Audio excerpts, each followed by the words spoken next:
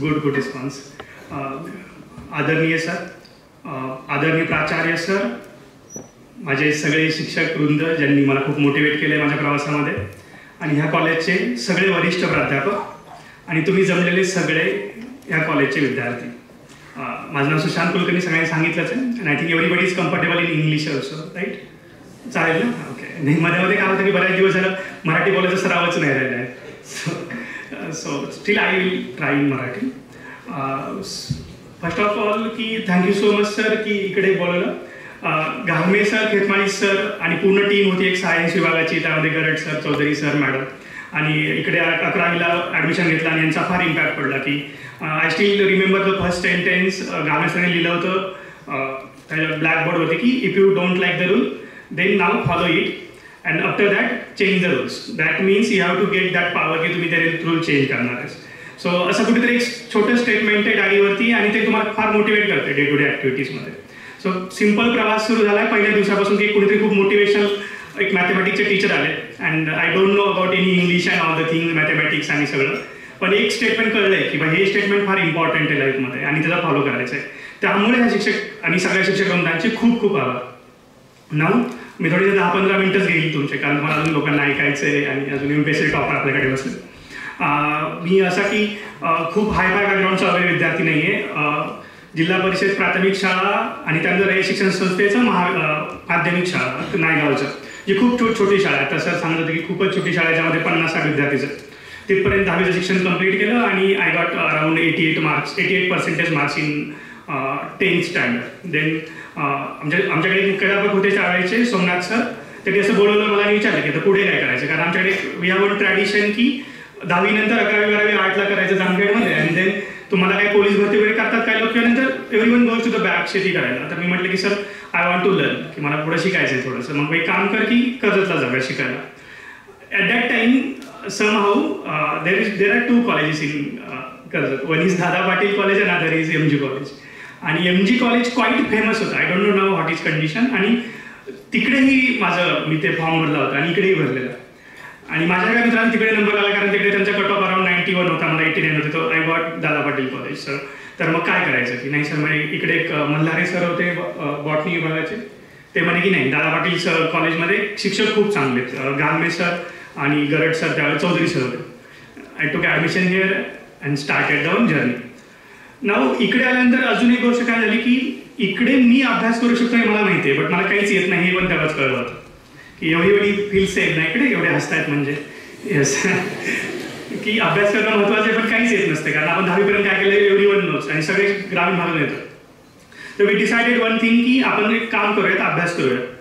But first biggest problem is that की how to do study हेच माहीत नाही आहे. तुम्हालाही माहीत नसेल, अभ्यास करणं महत्त्वाचं आहे. अभ्यास कसा करायचा हे माहिती आहे की कोणाला नाही. देन मी स्टार्टेड काहीतरी सर्चिंग करूयात कुठे कुठे काय काय करायचं.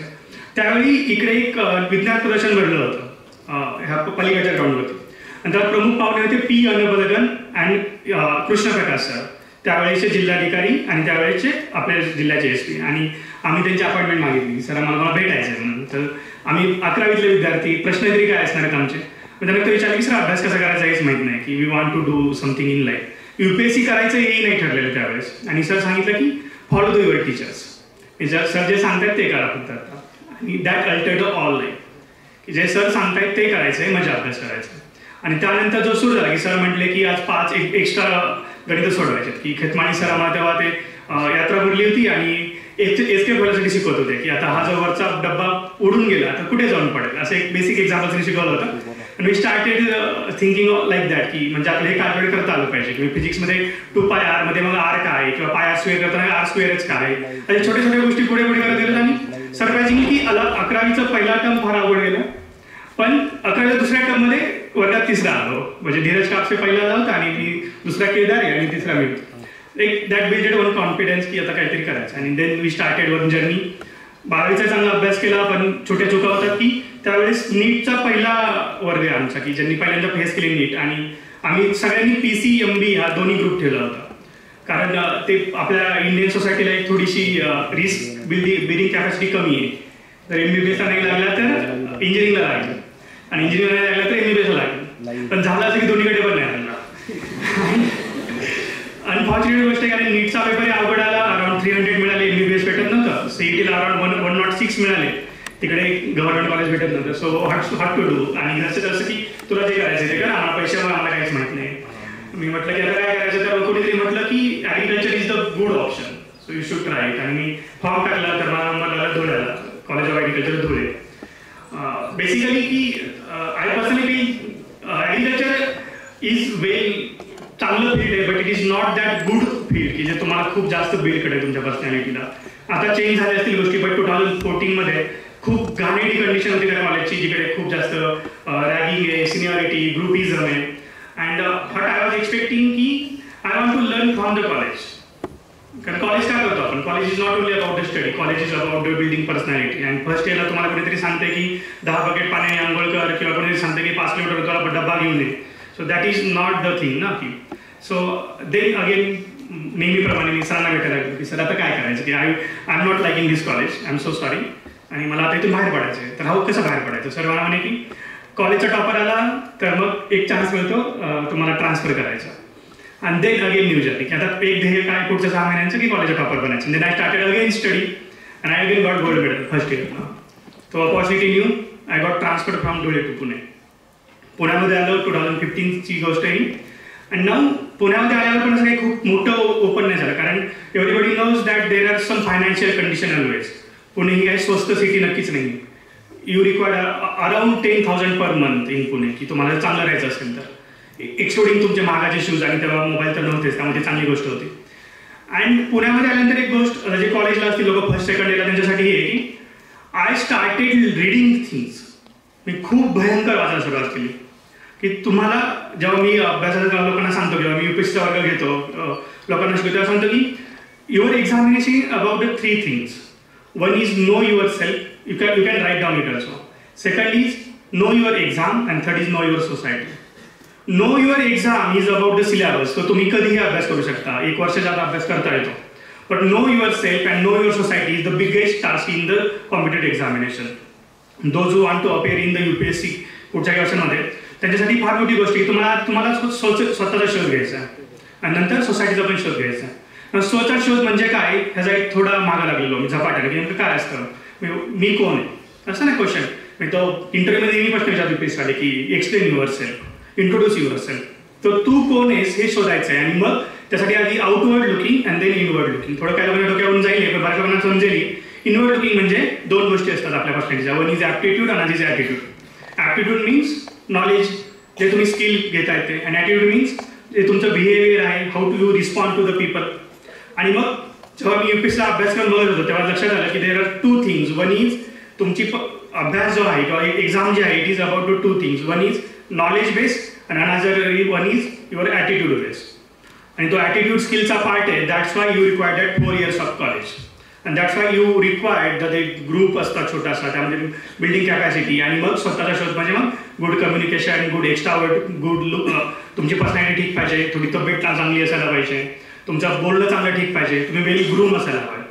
Now these things are important. But I am saying की जेव्हा तुम्ही स्वतःला आशा करता तुम्हाला कळलं पाहिजे की येस मी तोच ऑफिसर आहे, म्हणजे जो मी आशा करतो तो चांगला ऑफिसर आहे. आणि मग त्या ऑफिसर एक पर्सनॅलिटी असते. मग वेल ग्रूम असावी, वेल शेव असावी, वेल हेअरकट असावे, नवे नाही पण वेल प्रेस क्लोथ असावेत, ह्या बेसिक गोष्टी. आणि मग मी कॉलेजचे 3-4 वर्ष होते ते मी ह्यासाठी कामाला लावले की माझी पर्सनॅलिटी मला बिल्ड करायची, मी अभ्यास केव्हाही करेल. आणि त्यावेळी मी तुम्हाला सांगितलं मी खूप वाचायला सुरुवात केली, लायब्ररी जॉईन केली. आणि असं ठरलं की 12 महिन्यांचे 12 पुस्तकं वाचायची. त्यानंतर 12चे 24 झाले, नंतर 36 झाले एका वर्षाचे. म्हणजे स्वतःची लायब्ररी आता माझे स्वतःचे एवढे पुस्तक कलेक्ट झाले. मी त्यामध्ये मग काही फिलॉसॉफी वाचली, काही सायन्स फिक्शन वाचलं, काही फिक्शन वाचलं. आणि त्याचा सगळा इम्पॅक्ट काय झाला की ओव्हरऑल 2000 जेव्हा कॉलेज संपत आलं तेव्हा आय फील की I am ready to give examination. Now those peoples are want to give examination. त्यांना मी सांगेल म्हणजे जे कॉलेजचे 4 वर्ष आहेत त्यामध्ये अभ्यास काय करावा, त्यापेक्षा कसा करावा, आणि UPSCचा जो अर्धा पार्ट आहे, द पर्सनॅलिटीचा जो पार्ट आहे त्यावर काम करा. जर तुम्ही पर्सनॅलिटी नाही बनवली, there are many peoples are more knowledgeable, there are more than 140 IQ, they still not got selected after 7, 8, 9 attempts. There is some things missing, that is a personality part. So आता तुम्ही जे करताय त्यासोबत हा part add करा. Next part आहे म्हणजे know your examination. आपण 3 बघितले ना, know yourself, know your examination. Examination म्हणजे काय असतं ते टीचर ओरिएंटेड, बट अनफॉर्च्युनेटली UPSCला कोणी टीचर नाही. सो त्यासाठी काय करायचं आहे, तर मग मी ठरवलं की आपण एक्झामकडूनच शिकूया. आणि I started following the previous year question papers of UPSC. मला एक जाणवलं की माझा एक गोष्ट फार मिस झाली आहे जी 8, 9 आणि 10 स्टँडर्डमध्ये बिल्ड व्हायला हवी होती, and that is the command over English. म्हणजे मी खूप चांगलं नॉलेज आहे माझ्याकडे, but I am not able to expressing my self.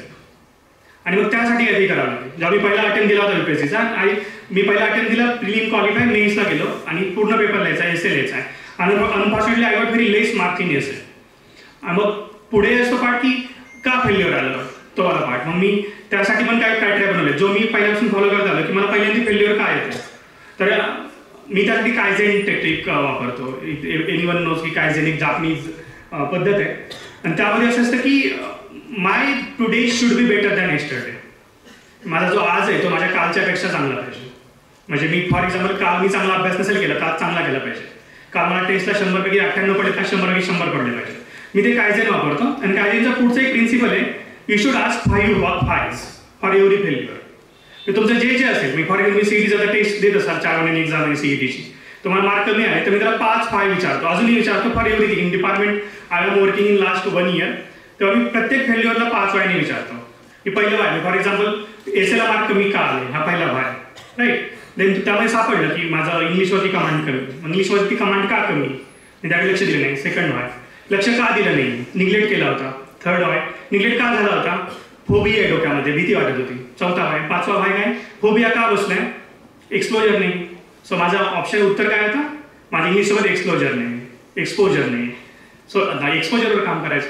तर सिम्पल टेक्निक, ही टेक्निक मला 10वी 12वी ग्रॅज्युएशन आणि UPSCकडे कामाला आणि डे टू डे ॲक्टिव्हिटीमध्ये पण काम येते. तर हे तुम्ही फॉलो करू शकता. तर नो युअर एक्झामिनेशनमध्ये मी हे कायझेन आणि 5 व्हायचा फार चांगला वापर केला, आणि that yielded into surprisingly 2021च्या एक्झाम 2020च्या एक्झाममध्ये I got highest mark in GS. त्यावेळेस GS खूप टफ आले होते आणि त्यावेळेस स्टेट टॉपर होतो. अगेन ॲग्रिकल्चर ऑप्शनल होता. 2022 मध्ये खूप लोकांना मार्क कमी आले, I got 260+ marks in agriculture option. मग तेव्हा इंटरला 178 मार्क आले. आय फील की 178 थोडे कमी वाटतात. मी परत 5 वर काम केलं लास्ट 1 वर्ष. This year I got 191 marks in UPSC interview. So basically some principles जे तुम्हाला डे टू डे इम्प्रूव्ह करायचे ते सुरू होतात तुमच्या ह्या वयापासून. सो ते आहे. थर्ड पार्ट होता नो युअर सोसायटी. कारण एक्झाम सोसायटीचे आहे ना, म्हणजे तुम्ही अभ्यास काय करताय, तुम्हाला सर पण सांगतील तुम्ही अभ्यास शिकताय कशामध्ये. म्हणजे एक अँगल असेल त्याला की सर पैसे कमवायचे, ओके. त्यानंतर पुढे आयुष्य आरामात जगायचं. त्यानंतर पुढे मग येतं काही आपल्या समाजाला देणं द्यायचं. We call it as empathy and compassion. म्हणजे की आपण समाजाचं देणं लागतो काहीतरी, आणि मग ज्या समाजाला देणं लागतो त्यांचा आधी अभ्यास पाहिजे आपल्याला की हा समाज कोण आहे. आणि examination is all about the society. You have nation, international affairs, you have national affairs, social affairs. There are 4 papers. त्यामध्ये सोसायटी अभ्यास आहे, पॉलिटी अभ्यास आहे, जॉग्राफी, इकॉनॉमी अभ्यास आहे, आणि again new dimension is technology. Next 4 इयरमध्ये किंवा नेक्स्ट 5 इयरमध्ये कदाचित हे सगळं चेंज होईल. एक बॉर्डरलेस वर्ल्ड वगैरे काही संकल्पना चालल्यात सध्या. त्यावेळेस एक नवे अधिकारी लागतील त्यांना कंट्रोल करायचं. अशा वेळेस तुम्ही त्याला आहात कास्टेबल, आणि देन अगेन तुमचा अभ्यास सुरू होतो, समाज जाणून घ्यायचा. आणि तो समाज सुरू होतो मग तुमच्या गावापासून, घरापासून. मॅरेज फंक्शन्स काय, युथ कुठेकडे चालले. जसं सर म्हणत होते की प्री कोविड आणि पोस्ट कोविड युथमध्ये फरक झाला आहे. UPSCने सेम क्वेश्चन 2022 विचारला होता की पोस्ट कोविड वर्ल्डमध्ये युथचं अफेअर काय असतील. So 15 marks question basic. हा, तुम्हाला पण असेल की तुमच्या मोठ्या भावाकडे मोबाईल नसेल 11-12ला. Now you have mobile, internet, WhatsApp, आणि व्हॉट्सअपपेक्षा इंस्टाग्राम अँड फेसबुक. काही लोकांकडे अजून ते स्नॅपचॅट असेल. So span of attention, there are positive impact, negative impact. तुम्हाला एखादा कन्सेप्ट नाही कळला तर तुम्ही युट्यूब करू शकता. समाज दुसऱ्या दिवसांना विचारायला लागायचं.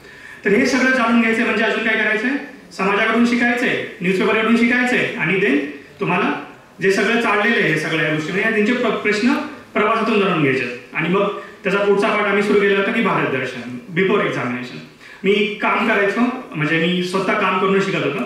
त्यामध्ये मी काही ग्रुपला जॉईन झालो, आणि I started working in North East. मी अरुणाचल प्रदेशमध्ये काम केलं. आय वर्क इन सम नक्षलवादी एरिया, जिकडे कुठे नक्षलवाद होता तिकडे जाऊन काम केलं. I want to know why there is नक्षलवाद, तिकडे का हे प्रॉब्लेम आहे. I want to know what is Arunachal Pradesh, तिकडे काय एवढी इन्सर्जन्सी होते, तिकडे खरंच लोकांचे प्रॉब्लेम काय आहेत. मला ट्रायबल एरियात जाऊन बघायचं की खरंच ट्रायबल लोकांचे प्रॉब्लेम्स काय आहेत. मला ॲक्च्युली शेतात जाऊन बघायचं आहे की ॲक्च्युअल शेतीचा प्रॉब्लेम काय आहे.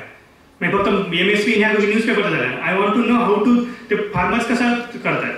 कदाचित मला ॲग्रिकल्चरमध्ये मी करिअर न करायचं कारण तेच असेल, कारण मी खूप वाचलं ॲग्रिकल्चरला. शरद जोशी सरांचे खूप चांगले पुस्तकं अवेलेबल आहेत. यू कॅन रीड ऑल्सो, आत्ता पण वाचत असतील तर. आणि मग सुरू होतो मग एक नवा प्रवास, जो फक्त सोल UPSC, एक अधिकाऱ्याचा प्रवास. आय नो मी कोण आहे, अजूनही पूर्ण माहीत नसेल त्याला. जो हारी विंडोज आणि त्या सायकोलॉजिकल मॉडेल्स ते अजून कॅल्क्युलेट करत असतात युअर पर्सनॅलिटी. बट मला एक्झामिनेशन पुरतं तर माहिती आहे की माझी ह्या कंडिशनला मी असा रिॲक्ट करेल. मला राग कधी येईल, मला कधी कुठली तरी म्हणतो त्याला लालच येऊ शकतो. So I know I can control it this thing. I know what is examination because of syllabus and some good seniors, good friends, and I know what is society because of my outward looking, more readings, and because of my सगळी journey आणि travelling सगळे. त्यामध्ये मी खूप चांगली गोष्ट केली जी मी 11वी पासून करतो. मी जर्नलिंग करतो डेली. मराठीच्या मॅडम माहिती आहे, त्यांनी आम्हाला सांगितलं की जर्नल एक्झामला पण असेल तेव्हा. अजूनही मी करतो डे टू डे ॲक्टिव्हिटीमध्ये. आता मी डिजिटल करतो डेली की मी आज काय केलं आहे आणि मला अजून काय करता आलं पाहिजे. दिस कॉल्ड अ प्लॅनिंग. सो या सगळ्या गोष्टी अभ्यास सुरू केला आणि लागले 2, 3, 4, 4थ्या अटेम्प्टला सिलेक्शन झालं. एक्झाम फोकस एकच होती. सगळ्या अटेम्प्ट MPSCच्या प्री क्वालिफाय आहेत, सगळ्या मेन्स दिल्या, सगळ्या फॉरेस्टच्या मेन्स दिल्यात, सगळ्या ॲग्रिकल्चरच्या मेन्स दिल्यात. बट मला UPSC द्यायची, जो मी त्याचा मेन्सचा अभ्यास कधी केला नाही. Finally I got good marks. Selection आहे 2020च्या 24चं. नाव एक एबल पोस्टवरती आहे जिकडे लोकांना सर्व करू शकतो. माझं मला हे सांगणे की एक्झाम पास होणं इम्पॉर्टंट नाही आहे. तुम्ही एक्झामसाठी तयार होणं इम्पॉर्टंट आहे. आणि ती एक्झाम फक्त तुमची UPSCच नसेल. It's called a life exam. तुम्हाला अजून खूप काही बघायचं आहे या वयाच्या पलीकडे. अजून नवीन लोक बघायचे, तुमचे इंटरपर्सनल प्रॉब्लेम बघायचे, फॅमिली प्रॉब्लेम बघायचे, सोसायटीचे प्रॉब्लेम बघायचे. आणि तुम्ही त्यामध्ये स्वतः रेडी आहात का, तेव्हा तुम्ही दुसऱ्या सर्व करण्यासाठी रेडी व्हा. सो माझं तुम्हाला आता हेच म्हणणे, तुम्ही जे अभ्यास करता तो सचक वेग होती. It's called conscience in English. तो कन्सायन्सचा यूज करून तुम्ही तुमचा अभ्यास करा. तुमच्या ज्या ठिकाणी तुम्ही आहात, म्हणजे आय फील व्हेरी गुड की इकडे आलो आणि एकदम कॉलेज एकदमच असं मॉडर्न झालं की हा हॉल तेव्हा नव्हता, लायब्ररी छोटी होती किंवा कॅन्टीन नाही क्लासमध्ये. Now you got enough things here. You have that स्पर्धा परीक्षावाला पार्ट जो त्यावेळेस खूप मिसिंग होता. You have good professor J तुम्हाला ऑलवेज गाईड करतात. म्हणजे असे प्राचार्य जे न्यूजपेपरमध्ये हेडिंग वाचून विद्यार्थ्यांना बोलायचा प्रयत्न करतात की आपला विद्यार्थी आहे. सो तुम्ही त्या बाबतीत फार जास्त लकी आहात. तुम्हाला स्टुडंट ओरिएंटेड टीचर मिळाले, जे आम्हालाही मिळाले होते. सो मी तुम्हाला एक रिक्वेस्ट करेल की तुम्ही यांचा फायदा करून घ्या तुमच्या अभ्यासासाठी, तुमच्या आयुष्यासाठी आणि तुमच्या सगळ्या ओव्हरऑल करिअरसाठी. मी थांबतो. थँक्यू.